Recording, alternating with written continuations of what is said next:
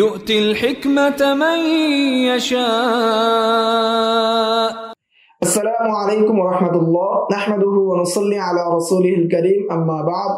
আজকে আমরা আলোচনা করব সহিহ হাদিসের প্রকারভেদ সম্পর্কে।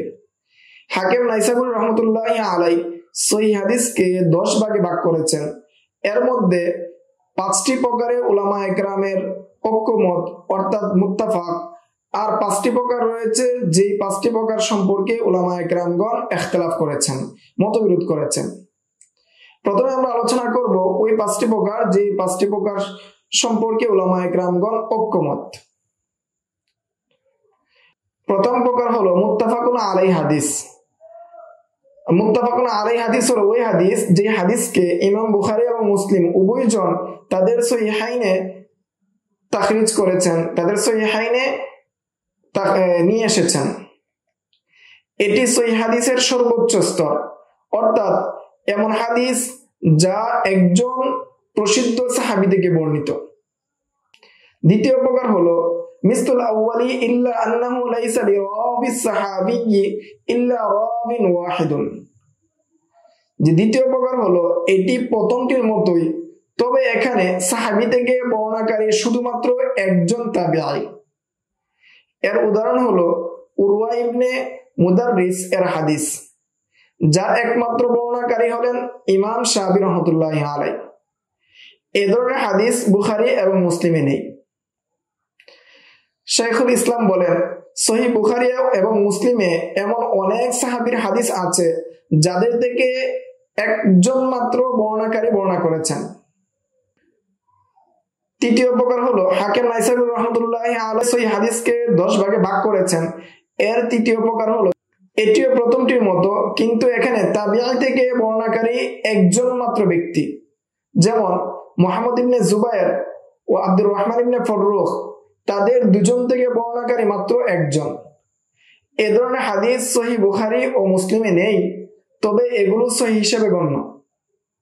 শাইখুল ইসলাম তার নুকাত কিতাবে বলেন, বরং এই ধরনের কিছু হাদিস সহিহ বুখারী ও মুসলিমেও পাওয়া যায়, যেমন আব্দুল্লাহ ইবনে রবিআ ইবনে আমর ইবনে মুহাম্মদ ইবনে জুবাইর ইবনে মুতাইম এবং রবিআ ইবনে আতা প্রমুখগণ, তাদের বর্ণনা। চতুর্থ প্রকার হলো আল আহাদিসুল আফরাদুল গরাইব, যা একজন সাহাবী এককভাবে বর্ণনা করেন, যেমন হাদিসুল আলাই আন আবিহি আন আবি হুরায়রা ফিন নাহি আনিস সাওমি ইযা ইনতাসাফা শাবান। শাবান মাস অর্ধেক হওয়ার পর রাসূল সাল্লাল্লাহু আলাইহি ওয়াসাল্লাম রোজা রাখতে নিষেধ করেছেন। ইমাম মুসলিম রাহমাতুল্লাহি আলাইহি এই হাদিস বর্ণনা করেননি, কারণ এতে কেবল আলা এককভাবে হাদিসটি বর্ণনা করেছেন। এই ধরনের বহু হাদিস এই সনদে অন্যান্য ইমামগণ গ্রহণ করেছেন, তাদের কিতাবে তাখরিজ করেছেন। শাইখুল ইসলাম বলেন, এ ধরনের হাদিস সহিহ বুখারী ও মুসলিমে প্রচুর রয়েছে, সম্ভবত এর সংখ্যা 2 শতাধিক। হাফেজ জিয়াউদ্দিন মাকদিসি এই হাদিসগুলোকে পৃথকভাবে একত্রিত করেছেন, এর নাম দিয়েছেন গরাইবুস সহিহ, এবং গরাইবুস সহিহ নামে এটা পরিচিত।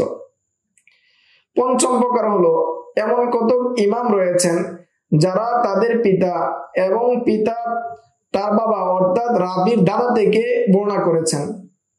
এই বর্ণনাগুলো তাদের ছাড়া অন্য কেউ বর্ণনা করেননি, যেমন আমর ইবনে শুআইব আন আবিহি আন জাদ্দিহি এবং বাজ ইবনে হাকিম আন আবিহি আন জাদ্দিহি এবং ইয়াস ইবনে মুআবিয়া ইবনে কুররা আন আবিহি আন জাদ্দিহি।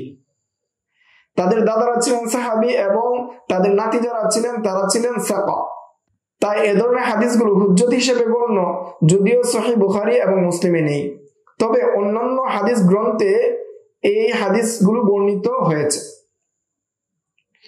তাদরিবুর রাবি কিতাবের 1 নম্বর খণ্ডের 154 থেকে 55 নম্বর পৃষ্ঠায় এসেছে, শাইখুল ইসলাম বলেন, সহিহ বুখারী বা মুসলিমে বর্ণনাকারী অর্থাৎ হাদিস রিওয়ায়াতকারী তিনি তার দাদা থেকে এই ধরনের সনদে হাদিস না থাকা এর কারণ এই নয় যে সনদে পিতা ও দাদা আছে, বরং কারণ হলো রাবী তার পিতা সহিহাইনের যে শর্ত রয়েছে সেই অনুযায়ী নয়।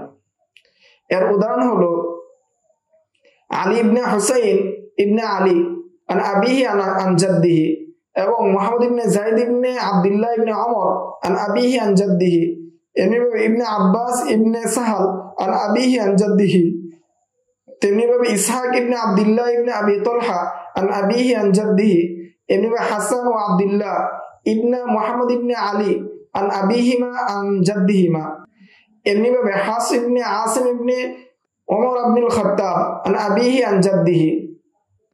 এই সনদগুলোর মাধ্যমে অনেক হাদিস সহিহ বুখারী এবং মুসলিমে এককভাবে অথবা সম্মিলিতভাবে তাখরিজ করেছেন।